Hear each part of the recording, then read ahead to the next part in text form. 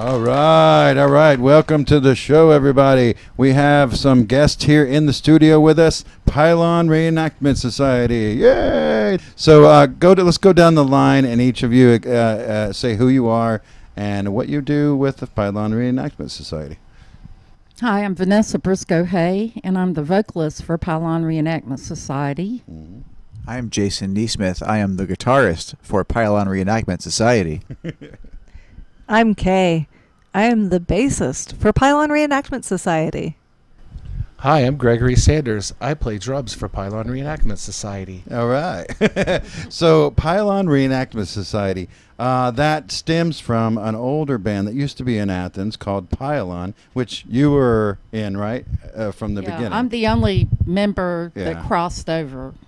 When did Pylon kind of get started? Pylon got started, well, really, Michael and Randy started playing fall of 1978, learning their instruments. And after a few months, Curtis Crow heard them, practicing and offered to play drums. And then February the 14th, 1979, I came and auditioned. The next day I found out I was in. And then we played our first show March 9th, I believe, 1979. Wow. At Chapter 3 Records. How have you seen the Athens scene change over the years? Well, one thing that's changed is we've definitely got more clubs, more bands. We have recording studios here. You don't have to go to Atlanta anymore. Tons of recording studios. Drinking age has moved up from 18 to 21. So there's a lot more fake IDs out there probably. I just think that, it kind of ebbs and flows over time. And I've seen many movements come through, since the early days. They had like Pylon, following the B-52s, followed by REM, followed by Love Tractor and the Squalls. And then when REM became famous, then we started having a lot of people go, what is going on down there? And people started moving here. Yeah. And, we've had the Elephant Six Collective. We've had a lot of indie pop bands. And they can speak more to that than me. Yeah, I was actually going to ask to Jason, too, because you mentioned recording studios in town, and Jason works at one of the recording studios in town. Chase Park Transduction. Yeah, with David Barbie. That's right. Yeah, so tell us a little bit about that. I was in a band in Atlanta in the late 90s, and we wanted to record at Chase Park, which hadn't been open that long. Yeah. And we came up and recorded with David Barbie, and then we had a great time. And very soon after that, Kay and I got married and moved to Athens, and I interned at Chase Park right away. And that was really fun. But then I kind of left and did my own thing. I had a studio in our house. And then a bunch of jobs, and then one day I actually got fired. I was like, what happened? How'd I get fired? Not from Chase Park, no. But the first thing I did was like, hey, David, I'm looking for a job. My dream job is to be a mastering engineer at Chase Park Transduction, but I know you already got Jeff Caperso. And he said, actually, Jeff doesn't work here anymore. He moved. I was like, hey, let's talk. So that was the right time. That was 9 years ago. Yeah. And I'm still doing it. I'm going to jump in, and then I'll pass it back. Yeah, actually, so we lived in Atlanta, and we moved to Athens specifically because we were playing music in Atlanta. It just felt like our people were here. We already knew a lot of people in Athens. The vibe was here. I was very into experimental art and music at that time, and there were groups like Dixie Blood Mustache and all these really cool things happening in Athens. And I mean, we had some cool stuff in Atlanta as well, but it just seemed like, so that was the 90s. And we actually ended up just missing a lot of that. But then we got to see, we kind of came in on, that indie pop. We played in a band called Casper and the Cookies. I was just going to ask. Yep, for many years. That was, I guess we met, not in that band, but another band in Atlanta. And it's kind of been interesting seeing that evolution. And there's a hip hop scene here now, and just lots of really cool things going on. Yeah. Of course, back then there's a big house party scene. I know some of that is still going. It sort of died down for a little bit, and I feel like it's coming back, maybe. Yeah. We were on the ultra mod side of that house yeah. party scene. Yeah, you were. Yeah, that was a whole thing. Ultramod being one of the house shows that existed here in Athens for quite a while. It was a couple years at least, right? It was probably a good 5-6 years, and, Oh, wow. and they existed in the rumor was it was an old den of iniquity. Yeah. Yeah, That's yeah, right. and it kind of talking about a horror house, y'all. First time I ever saw you play music, long before I knew you, was with 63 Crayons at Really? Ultramod. Nice. Oh, wow. Yeah, Wow. yeah. Those are fun shows. Yeah. So, but some milestones in Athens music. Yeah. When Band 37 got together in like 1984, Oh, yeah. they thought the 37th band. So there's Oh. one milestone. Is that where the name comes from? Yeah, Ben? and then about didn't know that. 86, there was an article in, I think it was the Athens Banner Herald, or one of the local papers, saying that somebody had counted them up, and there were upwards of 125 bands wow. in Athens at that time, or something like that. Like, Yeah. you know, And so what year are you talking about then? like 86, Yeah, something like that. okay. So REM had already made a name, Yeah. but you could just see, it had been relatively easy to trace the history of Athens music up until that point, and then it just kind of goes, especially after it blows up. Athens, Georgia, Inside Out. Yeah. After that, then there's a really heavy rock scene to to give the In the middle finger 90s. to the REM Yeah. crowd, and all kinds of things going on. And by the time we got there, we were friends with Ben Spraker and the guys in Ceiling Fan, who were doing kind of the poppy side of the heavy rock thing, and we were friends with a lot of folks in the Elephant Six thing, and so there were so many musicians here. We'd been in as a band called Orange Hat in Atlanta that had a weekly television show, to believe it or really? not, on the local cable access. Oh, I don't know about that one. But right, nobody does. Yeah. That's the problem. What was that Had called? some great stuff. The Orange Hat. Yeah. Was it Hour? Orange Wait, Hat? Yeah, Hour? it was a He's 30-minute put some program of the called the Orange Hat videos Hour. up Oh, before. yeah. They're really Yeah. just Oh, like, I want to check that out. There's some shenanigans. It's ridiculous. A lot of in the shenaniganery. best possible way.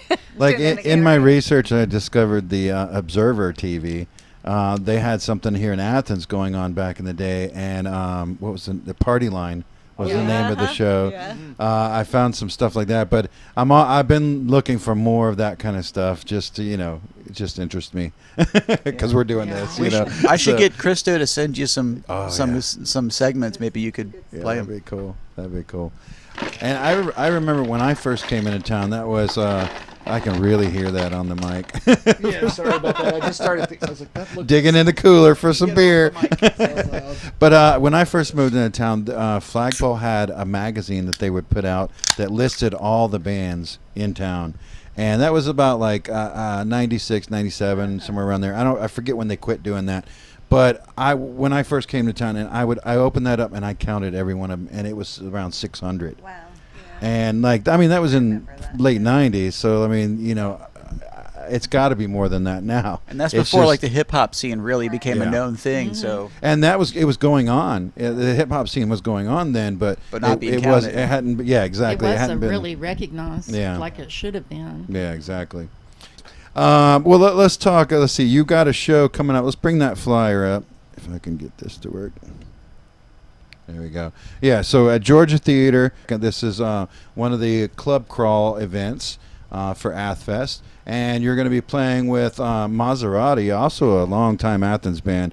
One of my most favorites when I first moved to town. I loved Maserati, and then Maps and Atlases. So that's going to be interesting. I'm sure you've played a show with Maserati before. Is that No, we Is this the haven't. first time? I think we were supposed to the year we were not able to do. Yeah, something happened, Yeah. but Okay, and maybe. we've never played with Maps and Atlases either. They're from Yeah. Chicago. Yeah. Wow. So we're stoked. Yeah, It's that's gonna going to be a great. really cool show.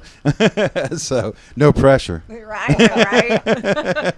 I'm just hoping more than 2 or 3 people stay up to see us Oh, at 12:30. I'm you sure know? it's going to be packed. Take a nap, everybody. Yeah.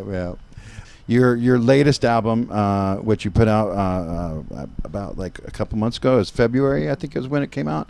February 9, yeah. February 9th. Magnet Factory is the name of that, and you've got it on vinyl. But you were saying you're almost out of those? Well, we're almost out of the first pressing, which I believe they pressed 1,000, and we went in and signed all of those. Wow. And there's just a handful left. We've got some left for the show here in Athens, and they just came out with the second pressing, which they call the standard pressing, which isn't signed. Mm-hmm. But if we're around and you want us to sign it, by golly, we'll sign it for you, you know. And you can still get one of those copies. Go to the show and be able to pick it up there or order it off of the website, Pylon Reenactment Society.com. Right. Okay. There'll be a link there to Strolling Bones Records. Okay, Strolling Bones Records. All right. All right. And then you've got some shows coming up in the fall. You were saying around August in Florida, and then you'll be in Raleigh at the Hopscotch Festival.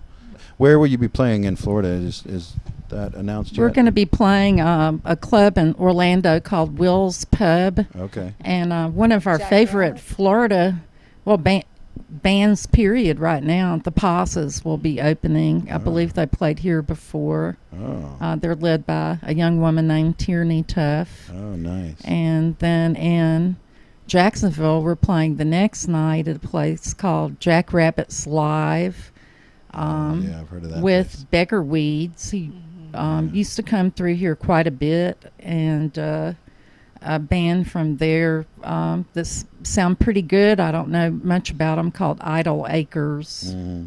So since you've gotten back together as Pylon Reenactment Society after not doing anything for a while, like Pylon wasn't doing anything for a while, right? So now you're kind of, are you starting touring regularly now, or is this like, how often do you tour now? We tour when we can. Yeah, is kind of the answer. Yeah. None of us are, 25 anymore, so we just do what we can. I mean, you when you're 20 something, it's all gun ho. Let's get out there. Let's do it. Let's sleep in the van. Who cares? Right. But now it's like you're older now, and it's like not as easy to carry all that equipment around, right?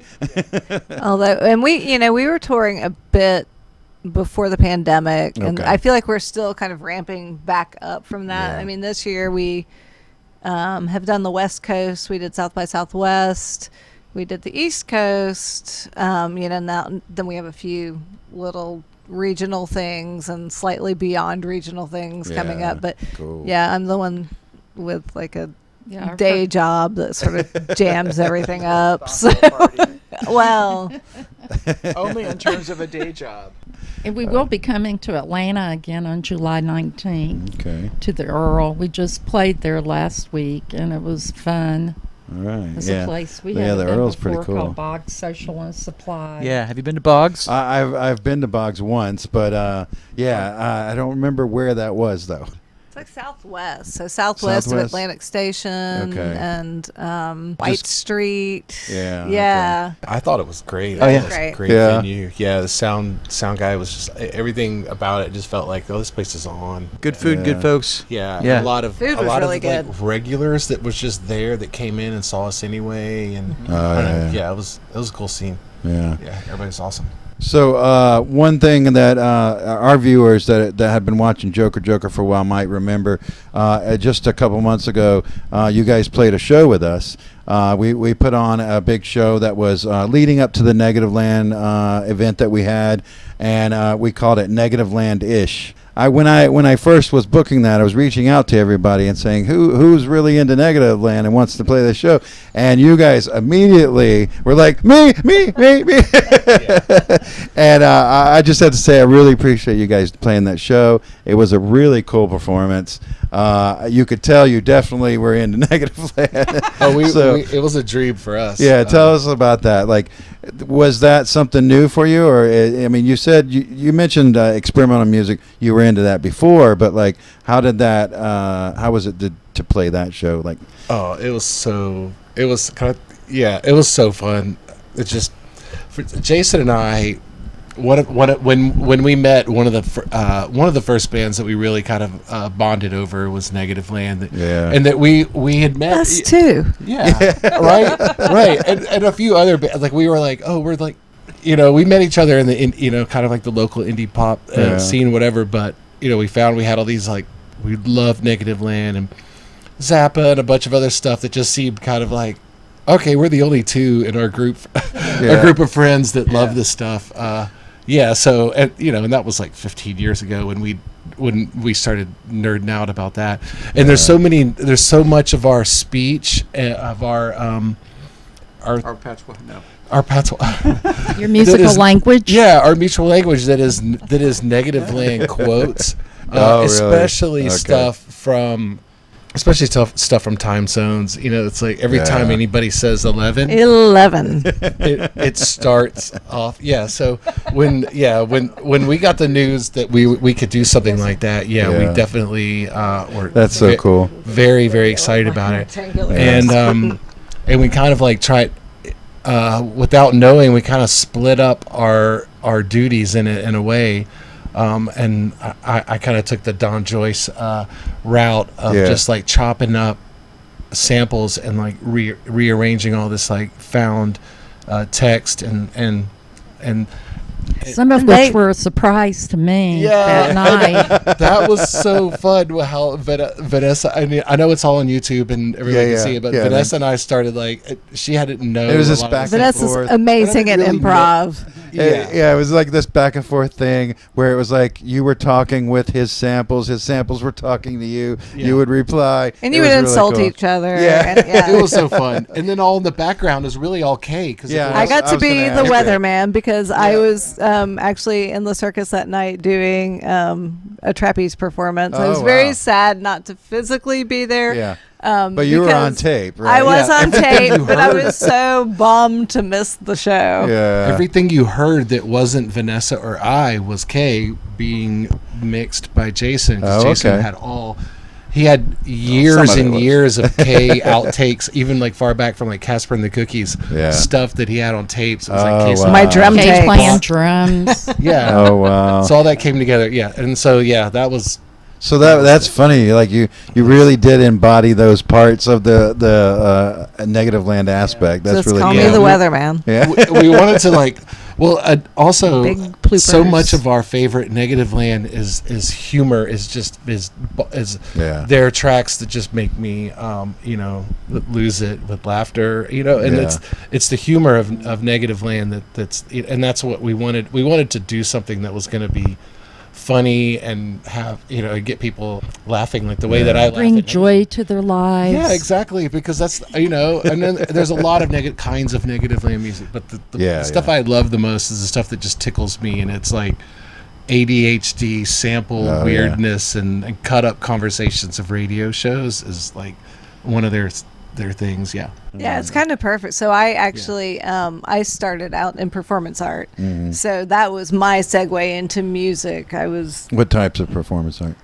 Well, I was a painting major, not here, in a different place, and then we had a visiting artist come in and we did this performance, and it was just a thing, and it was amazing. When we lived in Atlanta, we were part of a group called the Concept Union that we created, and we put on shows like High Cockalorum, and we did all these like crazy. We were in the old Scottish Rite Hospital. It was completely falling apart, and we would put these shows on, very Fluxus inspired. We love Yoko Ono. These and so we just kind of started out like my instrument. I think my first instrument was the bendy hose.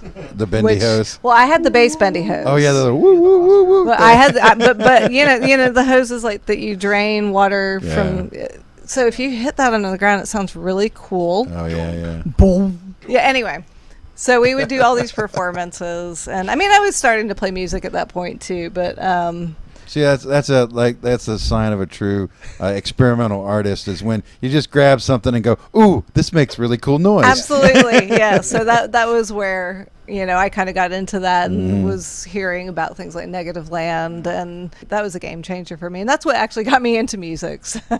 And I think that flows right into Pylon and Pylon Reenactment Society because our background was as artists and being experimental. So the way that I got into Pylon was through Dead Letter Office by R.E.M. Their cover of Crazy, and I was like, that's the best song on that record. They didn't even write it. Who the hell's Pylon? Yeah. And took a while for me to get a hold of any Pylon music, and the more that I listened to it, the more I realized there was nothing else in my collection that sounded like this. And I didn't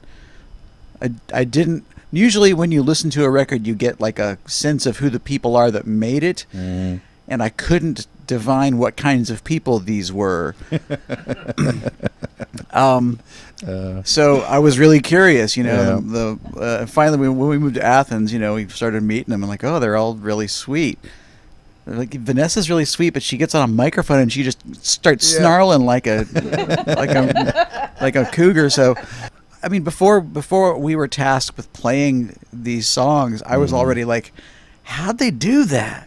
Which brings me to a question. I heard that in preparing for doing this, that you pretty much had to learn all these songs, not from anything written down. You had to figure them out. And the tuning of the guitar was a little different and a little odd, and so you also had to figure that out, right? Michael Lahusky left everybody Randy wasn't secretive about his tuning, I don't think, but he didn't broadcast it to the world. But when he passed away, Michael put out a magazine called Young, Foxy, and Free at the time, and he had a whole issue dedicated to Randy, and one of the pages was just the letters A, D, G, C, E, E, and I said, I know what that's supposed to be. Yeah, I have that issue. I think it's the back cover. Yeah, I think there you go. Oh, wow. I got a photo in it. But what's funny is I remember being at a show once in Atlanta, and Randy actually had, how some bands have groupies. He had like guitar followers or groupies. Wow. And, during instrumentals, sometimes I would go out in the audience and just stand and watch the band. And there were two guys talk to each other, and one of them leaned to the other, and he said, I can't figure it out. It doesn't look that hard. How was he doing that, Yeah. So, I mean, but you had to learn all that and figure out, I mean, so that listing in the Young, Foxy, Free, is it Young, Foxy, Free? Young, Foxy, and Free. I remember that. It's been a long time. Michael was a photographer, and so I knew that a lot of the pictures in there were by him. It was really nicely produced. Yeah, glossy. Well. I mean, the design was spot on. Yeah, I cherish the issues that I've kept. I don't even know if I still have any. That'd be so cool. They're amazing, but luckily Jason has a very good ear and was able to decipher. Knowing the tuning, but he was able to listen to that and, sort of work that magic into his own, I think. So. And Jason is amazing. To brag on Jason a little bit and that tuning, not only has he learned that tuning, but he can play in that tuning now to the point that, like, if we're at practice and somebody starts to play a Journey song, we'll mention, we'll make a ZZ, so we'll make a ZZ Top reference, and he'll just all of a sudden start playing a ZZ Top song in Randy tuning. Oh, wow. So he's already kind of like, he understands it enough to where his muscle memory is already kind of like, he knows what a G and a D and an E looks like in Randy tuning. I mean, I'm kind of a half musician. Like, I'm a musician, but I went to music school and everything. Yeah. But don't take me to Nashville. I'm not going to impress anybody there, He impresses me always. Yeah. Well, I saw you guys' your record release party and at Hendershots in February. That was a really great show. Thanks for coming out. Oh, yeah. So, Vanessa, to flip the tables back, what's it like working with these guys? Be honest. Well, not to compare it necessarily to the guys before, but like, how has the band changed, or how has it developed since then? Well, it's always going to change when you have different people. Of course, yeah. And I've worked with Jason and Kay before in a band called Super Cluster. Oh, okay. So I kind of like knew where their heads were a little bit. But, you know, when you get to know somebody enough and you play with them enough, there's kind of a freedom where you can almost anticipate what the other person is going to do. Oh, yeah. I had that with Pylon, too. I would have to say both of these bands are some of the nicest and smartest people I know in the entire world. Yeah. So I feel pretty lucky. Yeah, definitely. We were recording Super Cluster. I was not in the band yet, but we'd started recording the album, and Vanessa came over to my house to record some vocals, and she started singing. I was like, holy crap, that's the voice. It's in my house. It's going through a microphone and everything. Like maybe I was there because I was in Super Cluster at the time. Yeah. Yes, But yeah, you were very excited. And I also just have to throw in that Jason and I have been playing with this guy and Casper and the Cookies. Actually, the first Gregory and I played together for the first time in one of those. What was it called? Face Off. It was Face Off. Oh, but yeah. at that point, it was called JOKERJOKErtv. Because Oh, really? there was, instead of two people, it was Jeff Tobias that was putting that Yes. together. Oh, awesome. And yeah, I wasn't in any bands or whatever, but Jeff and I were working together on a magazine, and That I was was like, fun. hey, I want to be in that. He's like, you're not in any, it's really kind of like for local musicians. Yeah. And I got somebody to like, anyway, I got in that, and that's how we started playing together. And then I ended up in their Suckered him band, into and- playing Yeah. Casper and the Cookies. and that turned into this, so it's And really here we just are. a random. Wow. Well, we want to thank you guys for coming in. It's been a pleasure to have you here. And let's one more time. The website is pylonreenactmentsociety.com. The label Sounds was Strolling Bones. Yep. Did I get that right? That's okay. it. It's named after a song by local band Squalls. Oh, really? We have a member right here. The camera's not on. I'm down the but- corner. He's here though. Yeah, Bob's he's sitting in the corner. Yeah, yeah. He's Do the not in the crossword puzzle? spotlight. Yeah. But he's lost his In the dark religion. corner over there. He's right. He's right next to me playing some game on his phone. Yeah. Well, once again, thank you so much for coming in, and good luck on your show at Georgia Theater Saturday night at 10 o'clock. I guess when it starts, right? Yeah. Yeah. Come see Shut Ups at the Foundry at 8. Oh yeah, there you go. We go on at 12:30. Oh, okay. Really? Mm-hmm. Oh, wow. See right there, There Maps it and is. Atlases 10 p.m., Maserati 11 p.m., and Pylon Reenactment Society Oh at my 12:30 a.m. They're The gonna slay, headliners. by the way. Who? Maserati. Oh, I is know. gonna Oh, slay. That's going to be amazing. I can't wait. Thank you for All right. having us. All right, we'll take it back to some videos, and we'll be back in just a little bit.